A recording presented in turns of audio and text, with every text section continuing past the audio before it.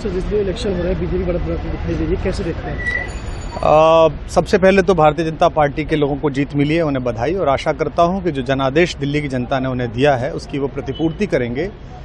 और वे सब आम आदमी पार्टी के लाखों करोड़ों कार्यकर्ता जो अन्ना आंदोलन से आए, जिनके बहुत ही निश्चल निष्पाप और बड़े भारत की राजनीति को बदलने के सपने की हत्या एक निर्लज्ज, नीच, मित्रहंता, आत्ममुग्ध और चरित्रहीन व्यक्ति ने की, उसके प्रति तो क्या संवेदना। दिल्ली को उससे मुक्ति मिली। और मैं ये जानता हूँ कि अब जो आम आदमी पार्टी में लोग बच गए थे सत्ता के लोभ में, लालच में, पदों के लिए, उस पैसे के चक्कर में, वे सब भी अब वापस जाएंगे, लौटेंगे, कुछ अपने व्यवसायों में लौटेंगे, कुछ पार्टियों में चले जाएंगे।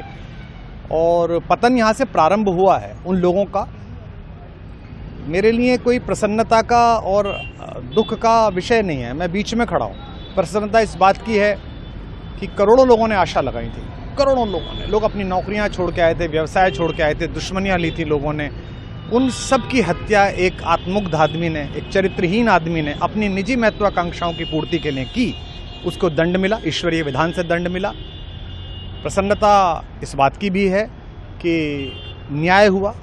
आज जब कहना नहीं चाहिए, लेकिन आज टीवी पर जब जंगपुरा का निर्णय आया और सामने दिखाई दिया कि मनीष हार गया, तो सदा तटस्थ रहने वाली और राजनीति से विरत रहने वाली मेरी पत्नी जो है, उसकी आंख में आंसू आ गए, वो रोने लगी।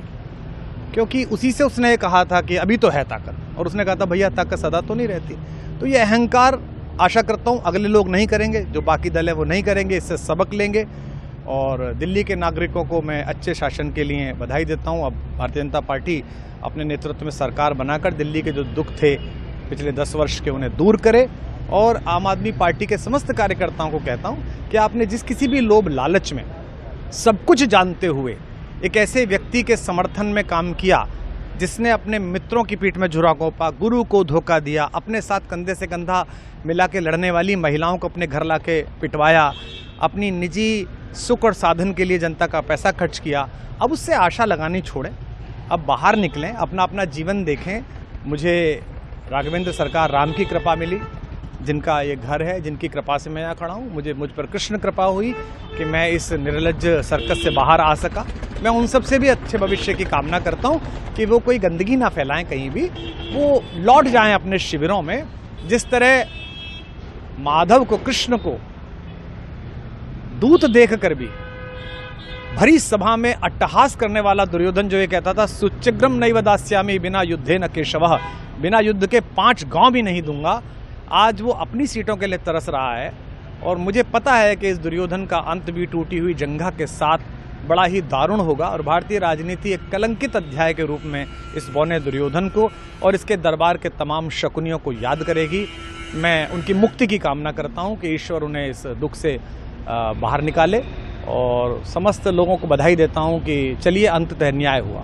सर बात करें दिल्ली के चुनाव या यूपी के उपचुनाव मिल्कीपुर को लेकर, चुनाव आयोग पर तमाम तरह के आरोप लगाए जा रहे हैं। अखिलेश यादव ने कल कहा कि वहाँ उपचुनाव में मिल्कीपुर, ये राजनीतिक विषय है, इस पर मैं राजनीतिक कार्यकर्ता नहीं हूँ, तो इस पर मेरी टिप्पणी शोभनीय नहीं है, वो आपस में सब जाने।